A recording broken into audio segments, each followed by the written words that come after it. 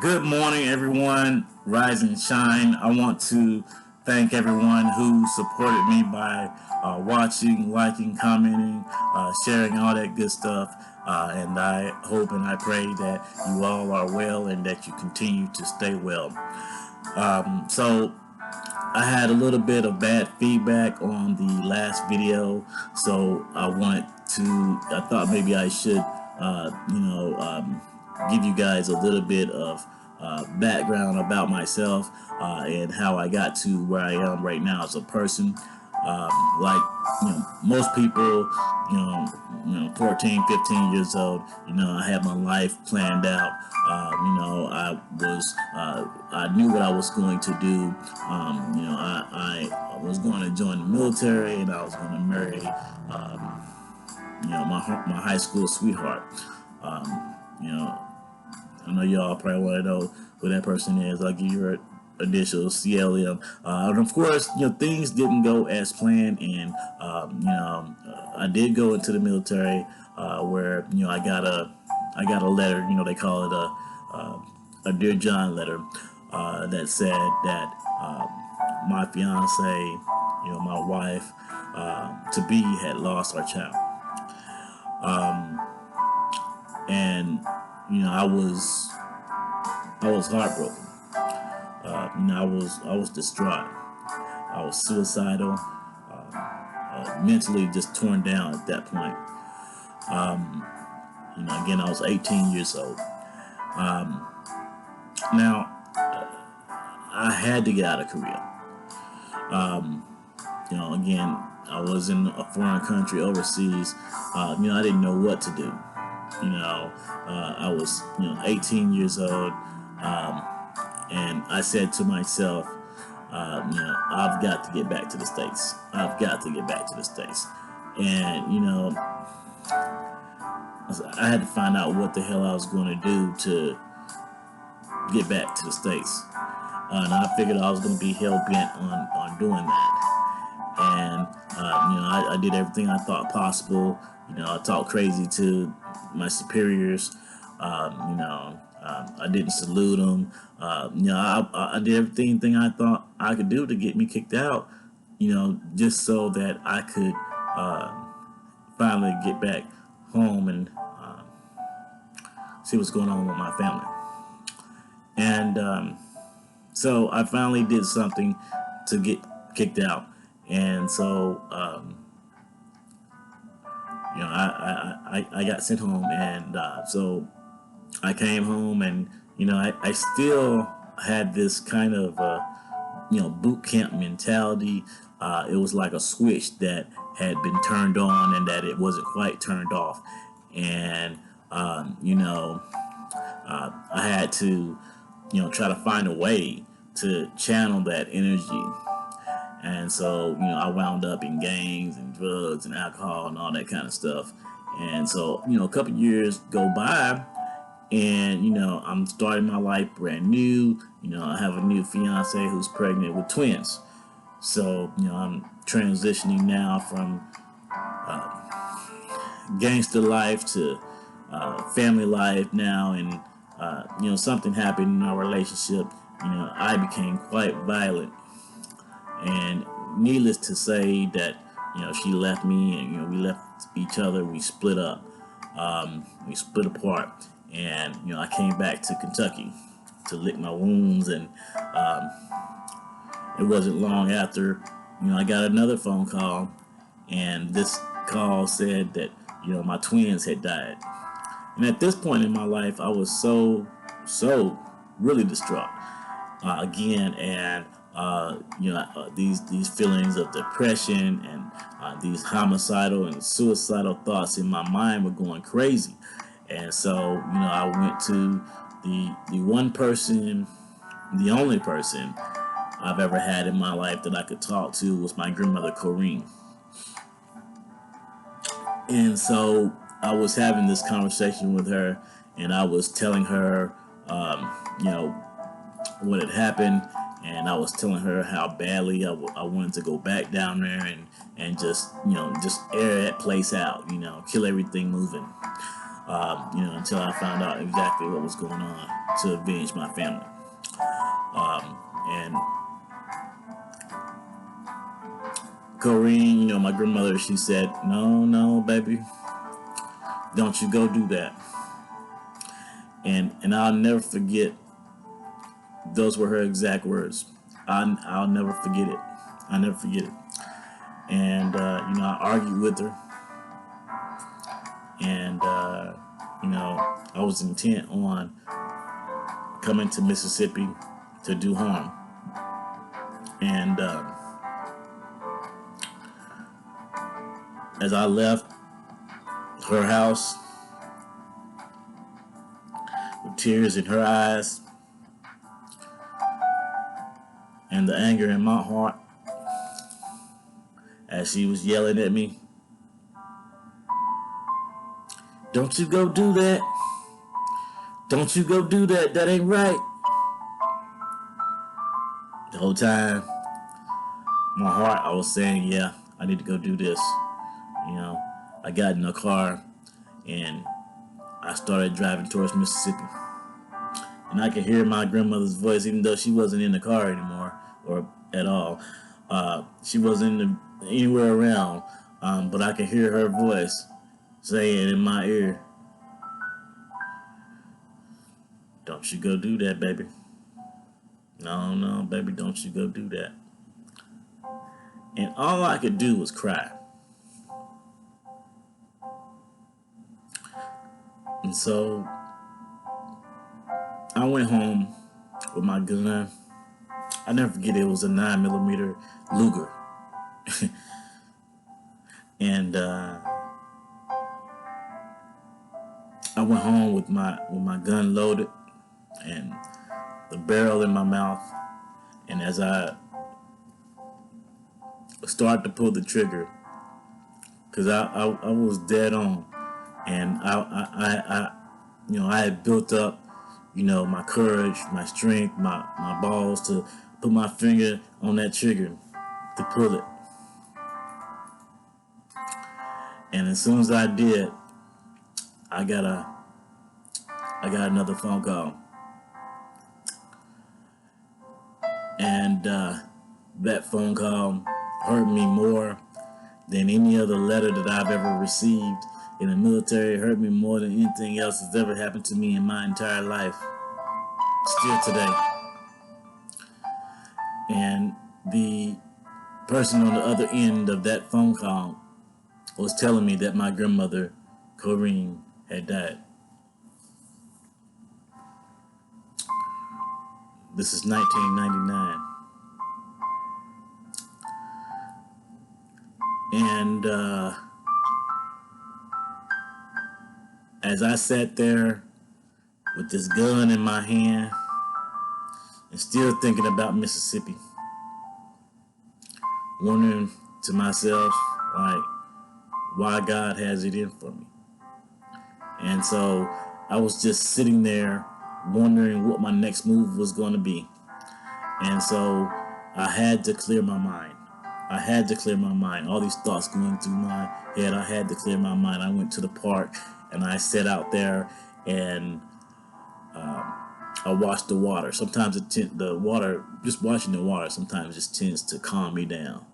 So I'm sitting there watching the water and I'm wondering, what am I going to do now? I don't have anyone. I have no one to talk to. And there I am sitting and I am thinking to myself, damn, if I hadn't had that argument with her, stressed her out, she would still be here. And,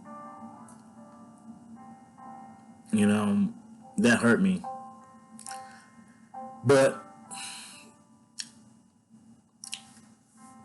fast forward to now, I can only think that series of phone calls and series of letters and events happened. It happened because I was running. I was running from this calling right here that I'm doing right now. And, I try to stay away from it, but the more I stay away from it, the more uh, it he just keeps throwing signs out there for me, signs and roadblocks and things, you know. And so I just decided that I'm just gonna go ahead and walk this walk. Um, Now, so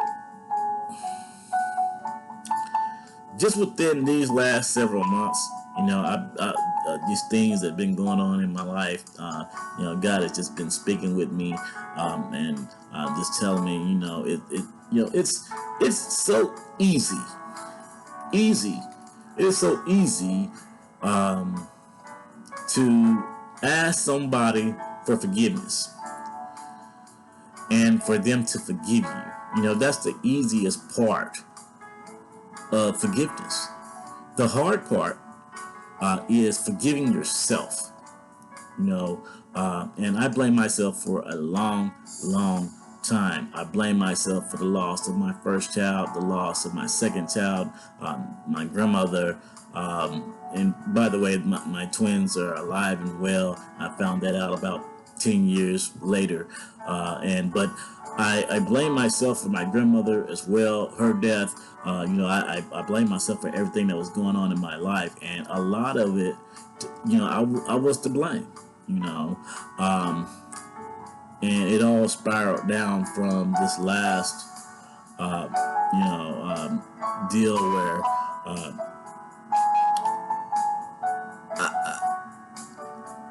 you know, I had premarital sex, obviously. Um, but I had to forgive myself for those things that I did, you know. Um, and I always want to encourage, you know, everyone that to go out there and, before you try to forgive somebody else, forgive yourself. Learn how to forgive yourself. A lot of times we blame ourselves for things that we don't know that we're blaming ourselves for, and we haven't forgiven ourselves. And so we're taking that burden on with us. So just be sure to make sure that you are forgiving, you know, yourself before you try to forgive anyone else. Um, you know, forgiveness starts at home. You know, so again, I want you to remember to forgive yourself before you even think about trying to forgive somebody else, or even for asking somebody else for them to, you know, forgive you. I mean, forgive yourself, and I mean really forgive yourself. Now, again, I'm a different kind of minister. I'm not gonna be up here hooping and hollering and going crazy every 3 minutes. You know, that's not what I'm here to do. That's not what I'm about. That's your cup of tea. I'm sorry, but you're not going to get that here. Okay. Um, Now, again, I am reminded of the story of the prodigal son. You know, to make a long story short, the kid left home with all his parents had given him. Um,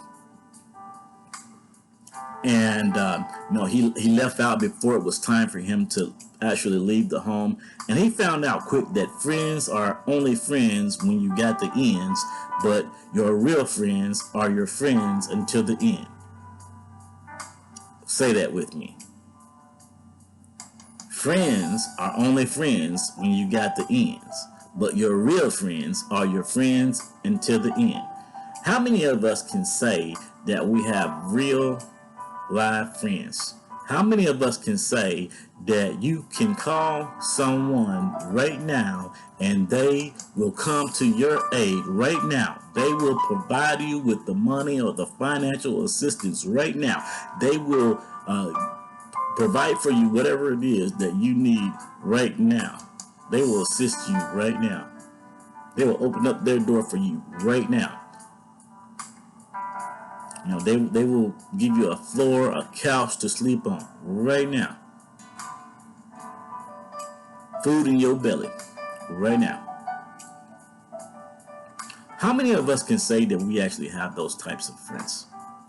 Now, if I recall correctly, the man in the prodigal son, he left home and he was uh, having a good time until he had spent all his money and he realized that it was time to pony up for the bill, and he ended up having to come back home. Um, and it's one of those things he didn't really want to have to do. It took a lot of he had to swallow his pride to come back home. Which these days, if you come back home, they say that you're less than a man. You ain't no man. You this, that, and the other. But I don't necessarily think that you're less of a man or a woman because you had to come back home.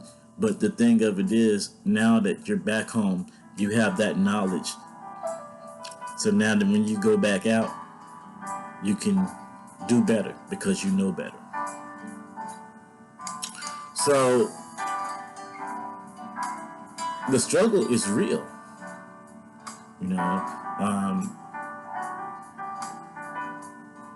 Just because someone is going through a struggle in their life and they do something that may be unconventional to you to get out of their struggle or to assist themselves in their struggle. Everybody has struggles, and when we all do different things to get out of those struggles, and a lot of times we act before we think. We all like to sit around and watch what's going on, and we all like to judge each other. We all love, the Judge Judy, don't we? The point of this message is simply, if you recall in the beginning, we said that the forgiveness is the power and your body is the cell phone. So we want you to power up your body. We want you to energize yourself and forgive. Learn to forgive, but forgive yourself first. And again, don't forget to like and share.